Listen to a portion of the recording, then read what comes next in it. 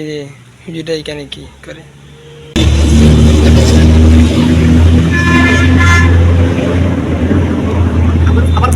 কি রে, হুজুর এখানে কি করে? আসসালামু আলাইকুম। ওয়ালাইকুম সালাম।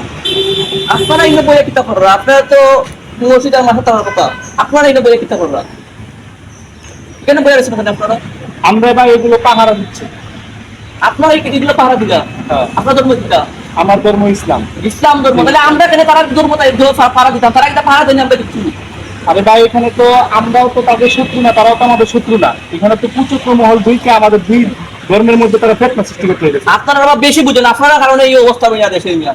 আপনারা কিতার লাগি না বইয়া কষ্ট করা, এটা নিজের খাইয়া পড়ার গুলামি করা ইয়া। এগুলো কি আমরা ভাঙতেছি? এই যে মসজিদে হামলা, এগুলো কি তারা করতেছে আমাদের মসজিদে হামলা, নাকি আমরা তাদের এখানে করতেছি? আমরা তো সুন্দর কাজ করতেছি, আপনি কেন বারবার করতেছেন? না বুঝে কথা বলুন।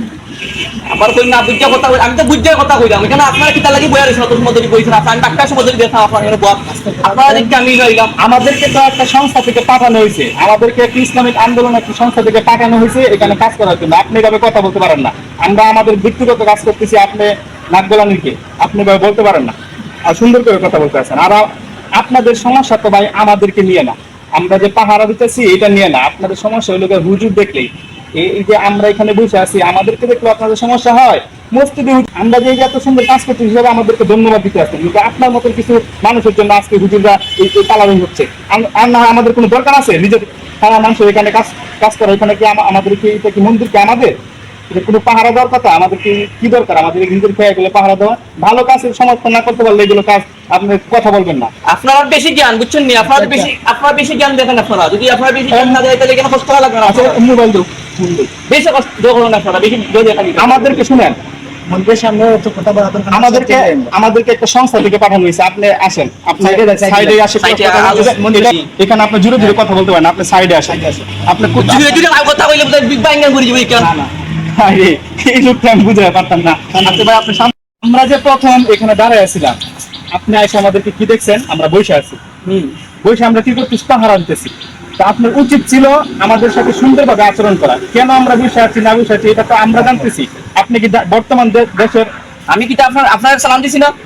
সালাম দিছেন, সালাম আপনি দিতে কত সুন্দর কথা কইলাম আমি আপনার যখন আমার কথা এটা কিতা কইলা আপনার একটু আগে। আচ্ছা শুনেন, আপনি ঠান্ডা মাথায় কথাটা বুঝার চেষ্টা করেন। বর্তমান যে পরিস্থিতি রয়েছে এটা তো আপনি জানেন না? জি জি। এই যে বর্তমান পরিস্থিতিতে মুসলমান এবং হিন্দু ধর্ম এই দুইটা নিয়ে কিন্তু কিছু কুচক্র মহল যারা পারতেছে না ছাত্রদের সাথে, তারা চাইতেছে আমাদের ভিতর দ্বন্দ্ব লাগে তারা আবার কিন্তু ফিরে আসার জন্য। তো আমরা একটা সংস্থা থেকে আসছি যেন কুচক্র মহলটা যেন 2022 সালের মতন যেন কোনো সমস্যা সৃষ্টি না করতে পারে। দেখছেন তো মন্দিরে কোরআন দিছিল, নরসিংদীর ঘটনা মনে আছে আপনার? এই কারণে আমাদেরকে সংস্থা থেকে পাঠানো হয়েছে, এটা আমরা পাহারা দিচ্ছি দুজন। সবই বুঝলাম। এখন আপনার যে এখানে আইসন আইয়া এখানে বইসন, কোনো সমস্যা হয়েছে না আপনারা? না, এনে কোনো সমস্যা হয় নাই, তবে সমস্যা হইতে কতক্ষণ। বিভিন্ন জায়গায় সূত্র পাচ্ছি যে নিউজে খবরে দেখাচ্ছে যে বিভিন্ন জায়গাতে কুচক্র মহল্লা মন্দিরে হামলা করে এক ধরনের ফেতনা সৃষ্টি করে তারপর তারা দেশে আবার ক্ষমতা নেওয়ার জন্য এই সমস্ত কার্যকলাপ করছে। তো আমরা এখানে আসার উদ্দেশ্যই হলো যে আপনার মনে হয়তো এই কষ্টটা লাগতে পারে যে হুজুর হয়ে পাঞ্জাবি পরে কেন আমরা মন্দিরে আসলাম, আমরা মসজিদে থাকতে আসলাম। আমার তো কষ্ট লাগবেই, কারণ আমরা এক মুসলমানের ভাই, ঠিক আছে? এর মাঝে আপনার পাঞ্জাবি পরা, আপনার কিতাব লাগিয়ে ও দাইতেছি আমার তো কষ্ট লাগবেই। কিন্তু আজকে যদি ওইখানে হামলা করা হয়, পরবর্তীতে তারা আমাদের মসজিদে গিয়ে কোরআন পুড়িয়ে দিবে, আমাদের মসজিদের উপর তারা গিয়ে মিনবরা হামলা করবে, মুসলিমদের উপর হামলা করবে, তখন আপনি কি ঠেকাইতে পারবেন? তো আমরা যেটা চাইতেছি দেশের মধ্যে যেন কোনো প্রকার কুচক্র মহল যেন ঢুকতে না পারে, এবং আমাদের যেই 22 সালে যে ফেতনাটা সৃষ্টি হয়েছিল এই ফেতনা যেন আর না সৃষ্টি হয়, এই জন্য আমরা যেতেছি। হ্যাঁ, আপনার কষ্টও ঠিক আছে যে আমরা কেন হুজুরে কেন মন্দিরে আসলাম, এটা তো আপনার সমস্যা। আমার সমস্যা তো ওইটাই যে আপনার কিতাব লাগিয়ে না মন্দিরে এখন তো আপনার সাথে খোলাসা ব্যবহার হয়েছে, এখন তো বুঝতে পারছেন, এখন বুঝতে পারছি, সবকিছু বুঝতে পারছি। এখন যেহেতু বুঝতে পারছেন, এখন আপনি ভুল স্বীকার করেন যে আপনার ভুল হয়েছে, আপনি এভাবে বলতে পারেন আমরা একটা সংস্থা থেকে আসি। ঠিক আছে, সরি ভাই, ভুল হয়েছে আমার, বুঝছেন? আপনার মনে কিছু আনবা না, বুঝছেন না? আমি কথাটা বলেছি। ঠিক আছে, তবে ভবিষ্যতে কথা বলার আগে বিবেক বিচার করে কথা বলে।